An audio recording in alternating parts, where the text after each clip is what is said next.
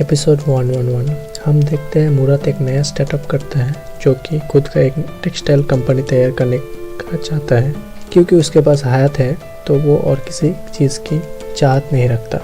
उधर दुरुक कंपनी को अपने भाई को देना चाहता है, लेकिन उसके अम्मा की वजह से वो कंपनी दे नहीं पाता।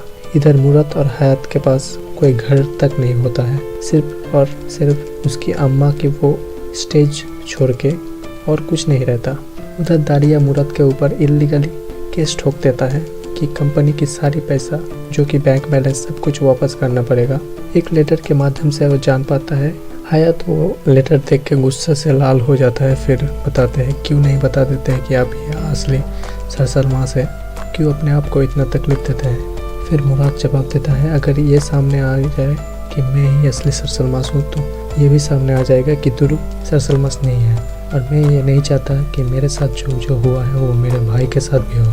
और तकलीफ किस बात का, तुम हो ना मेरे पास, यही मेरा असली अमानत है। मुराद हयात को बोलता है देखना हयात, मैं तुम्हें कभी सैड नहीं होने दूंगा। हयात बोलता है भरोसा है तुम पर।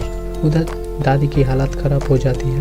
बिस्तर पर लेटे हुए बार बार बोला रहते हैं मुराद और हयात को देखना है, मुराद और हयात को देखना है। उधर वहाँ पे दारिया आ जाता है और बोलता है अम्मी जान, हयात और मुराद नहीं आएगा, कभी नहीं आएगा। फिर दादी बार बार बोली जाती है हयात और मुराद को देखना है। उधर आईपेक और करीम को दिखाया जाता है जो कि दोनों शादी कर चुका है, लेकिन खुश नहीं है क्योंकि करीम आईपेक को टाइम ही नहीं देता। रात को बहुत देर से घर आता है और सुबह सुबह चला जाता है क्योंकि उसकी जॉब चली जाती है, और मुराद को लेकर थोड़ी सी फिक्र में ही रहता है। एक दिन आईपेक करीम को पूछता है सुनो, क्या तुम मुझे कुछ दिन बाद छोड़ दोगे? फिर करीम कहता है ऐसा क्यों लगता है तुम्हें? आईपेक बोलता है बस ऐसे ही। करीम सैड होकर बोलता है हमारे पास घर है और देखो मुराद के पास कुछ भी नहीं है एक सिवाय हयात के छोड़ के, और कहाँ पे वो रह रहा है। मैं ये सब देख के भी मेरे दोस्त के लिए कुछ नहीं कर पा रहा हूँ। आईपेक बोलता है सब कुछ ठीक हो जाएगा, तुम टेंशन मत लो। करीम बोलता है इंशाल्लाह। दीदा आता है मुराद के पास और बोलता है मुराद सरसलमास, ओह मैं तो भूल ही गया, तुम तो अब सरसलमास नहीं रहे, बहुत बुरा लग रहा है तुम्हारे लिए, यही होना था तुम लोगों के साथ। जानते हो मुराद, तुमने जब मुझे कंपनी से निकाला उसके कुछ ही दिनों के बाद मुझे तुर्की यूरो नाम की एक कंपनी ने मुझे हायर कर लिया जो कि 60 से दुगना शेयर होल्ड करता है।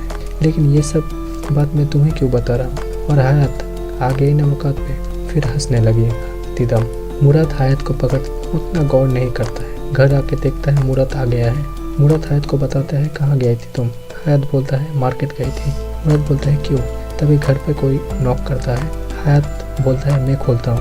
फिर हयात जाके दरवाज़ा खोलता है और दरवाज़ा खोलने के बाद देखता है कि वही आदमी जो मार्केट में मिला था वही आदमी आया है घर पे। हयात बोलता है तुम यहाँ क्या करने आए हो? मुराद बोलता है कौन है? मुराद बाहर आके देखता है और चौंक जाता है क्योंकि वो आदमी 60 की कंप्यूटर तुर्की यूरो का मालिक था। मुराद बोलता है आमिर। फिर आमिर बोलता है क्या किस्मत है हमारी, फिर मिल गए हम दोनों।